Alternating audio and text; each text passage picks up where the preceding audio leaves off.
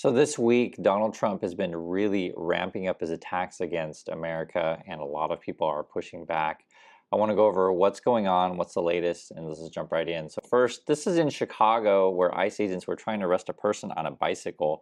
And if you haven't seen this, you got to see it. It's absolutely crazy. Get him! Watch out! Watch out!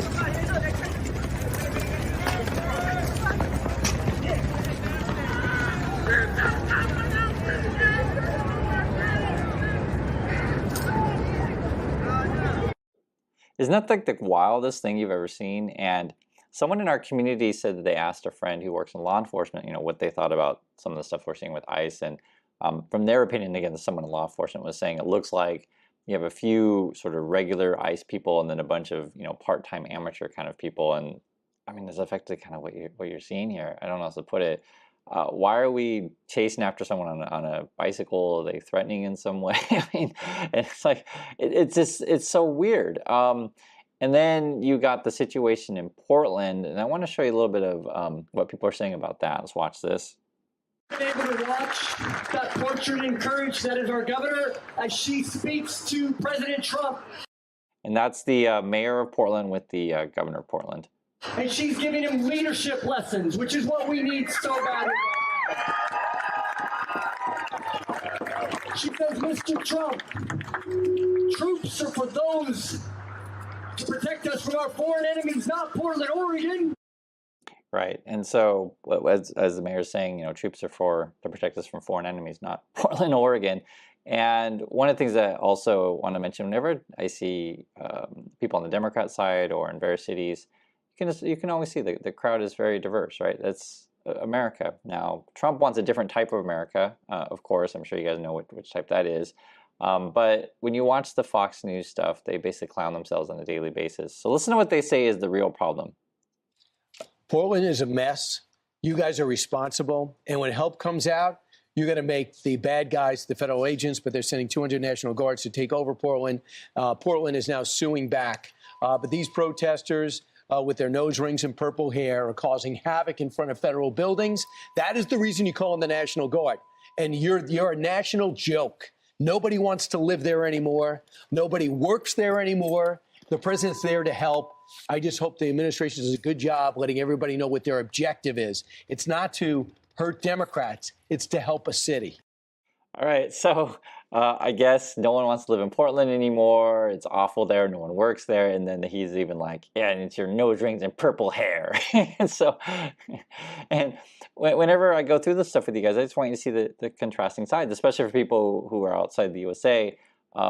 You can see it on the Trumpies and stuff like that. They're always angry all the time. I mean, you guys see this stuff, right? And complaining about purple hair and nose rings, for reals. And it's sad because like I can see what's going on, and that's what I point out with you, because essentially what it is Trump trying to get us all to fight each other. So this is a good example. This is in Portland. Check out the headline. It says 2 arrested for assault during protests outside Portland ICE facility. And if you were just to read the headline, you're like, oh, okay, is Trump right? Are the protesters getting out of control? What's going on? Is there some sort of assault? And then when you read the details, you'll see exactly what I'm talking about. Trump is dividing people. So here's what it says. It says, as the night went on, police said they did witness some physical altercations between opposing protesters. Okay, so this is not between the ICE and the protesters, between 2 different groups of protesters. So maybe one pro-Trump, one not for Trump, right? Basically against Trump, I say anti-Trump. And it was around 9:30. They arrested a 17-year-old, so a kid, for 4th-degree assault. The teen was photographed and fingerprinted before being released back to Guardian, police said.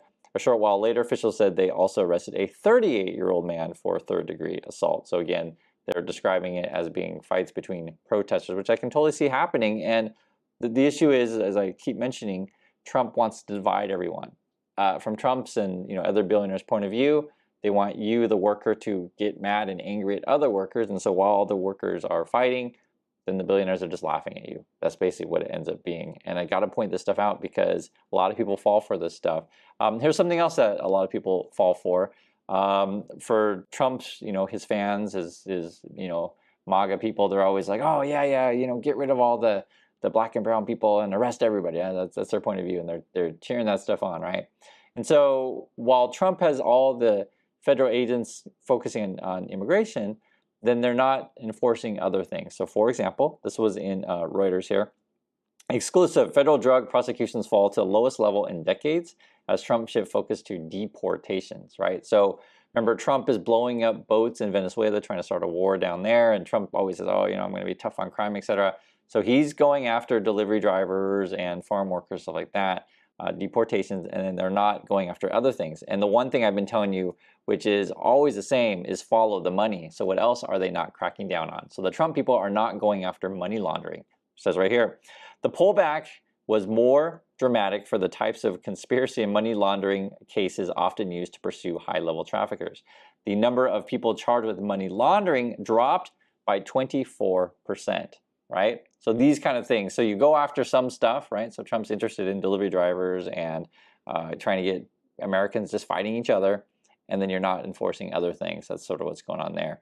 And then you also have this, and I know a lot of people skip over the money stuff, but I always tell you the same thing, guys, is don't ignore the money. I'm serious, because if you're you know, an American and you're concerned about jobs and inflation and you know all the things that are happening in the economy, which most people are, and then the Trump strategy is like just blame the black and brown people. That's basically what it ends up being. And I've been noticing the more racist rhetoric coming from the White House. It's obvious. When in doubt, you know, get your base to get all riled up and say bunch of racist stuff. Essentially what Trump people does. And it's hard to communicate this stuff because from the MAGA people, like if you're really in that world, that's all that you see. And so stuff that I say, they won't even listen to me anyway because I don't look the right way. Let's be honest, I'm telling the truth about this stuff.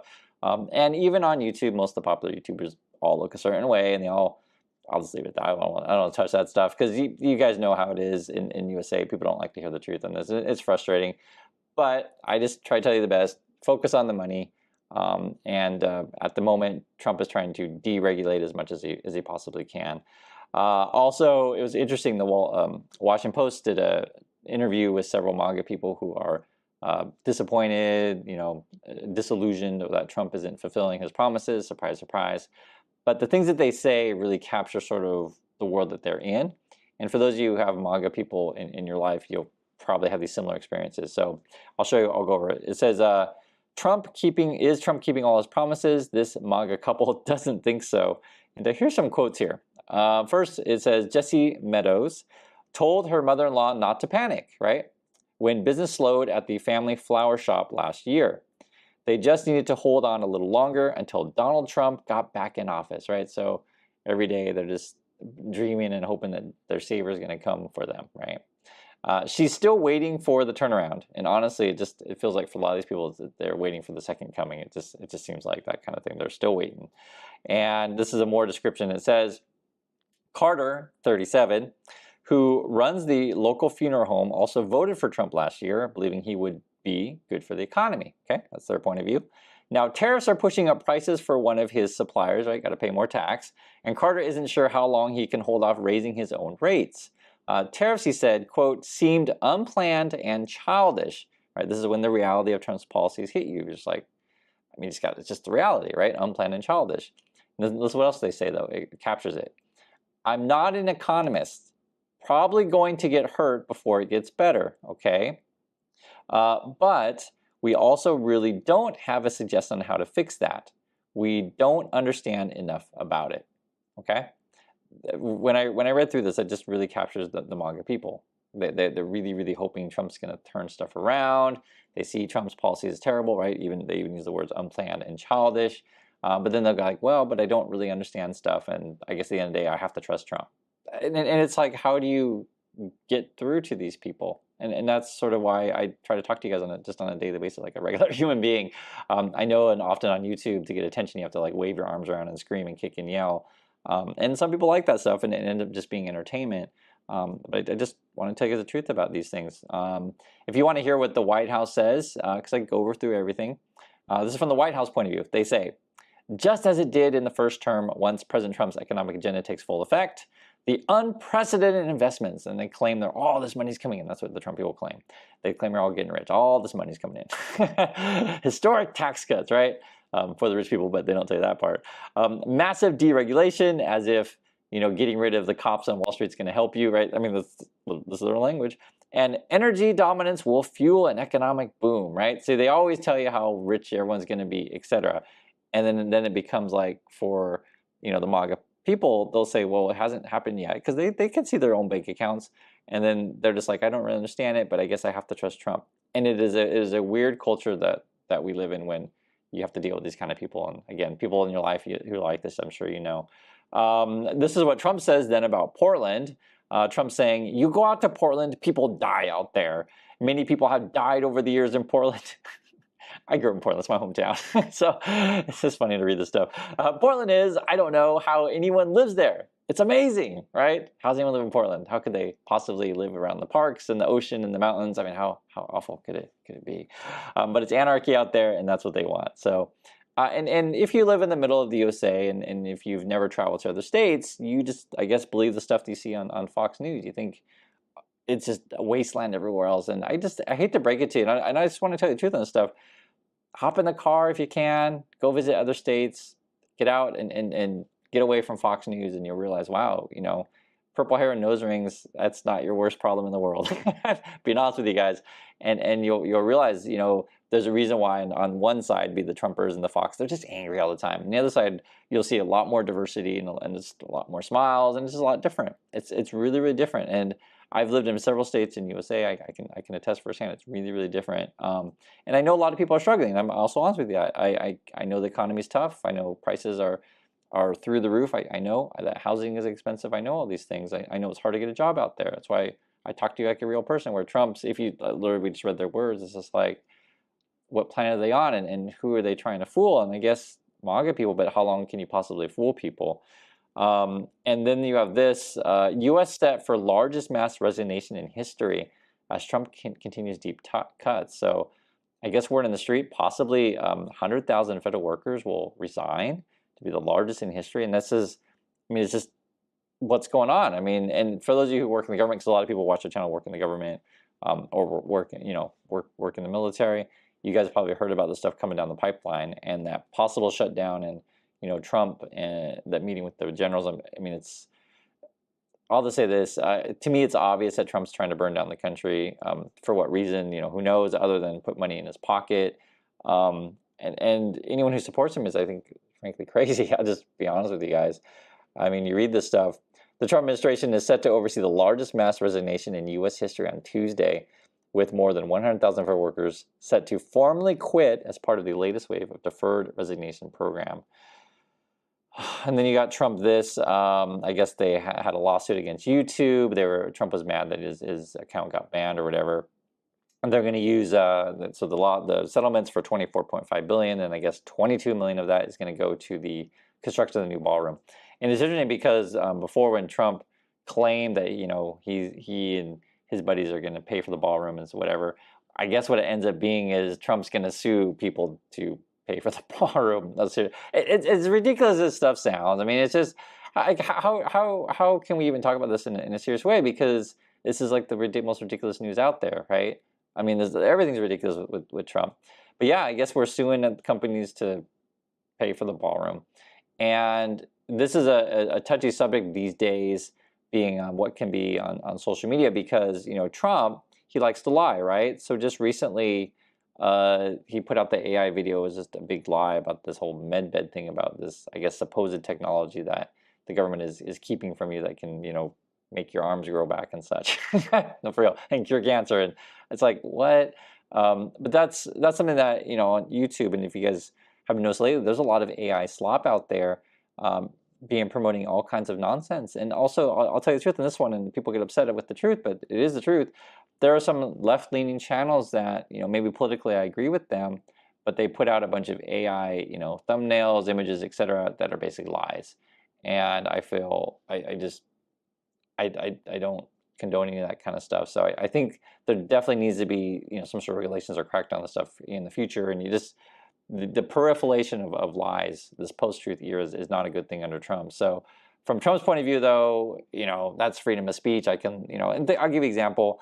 Elon Musk's point of view would be, hey, I can falsely advertise my products, and that's freedom of speech, right? That's the world that the Trumpers and the Musk want to go through. Me personally, if I see an advertising for a product, I don't want people to lie to me. I want that to be illegal. I don't want companies to be able to claim things that they, that they're selling you that's just simply not true. And so this is why you want regulations to protect the consumer. I think it's fairly obvious, but the way the Trumpers, phrase these things, they try to act like, oh, we're going to get the economy going if we deregulate stuff. Shutdown looks to be much closer than before. I think we're maybe around 24 hours out from that. We'll keep tracking this stuff. Trump claims he's a deal maker. I don't see any deal on this stuff, and the Democrats are essentially trying to fight for health care. That's what's going on. I do want to give you a different point of view that you probably won't hear in the USA. So while Trump's trying to divide Americans and they're fighting over whether or not the government's going to stay open, in Korea it's a very different fight. They're fighting over whether or not we should shorten the work week. Seriously, that's the discussion. So this was back in May. The headline was, "Work-life balance or economic risk? Korea debates 4.5-day work week ahead of the election."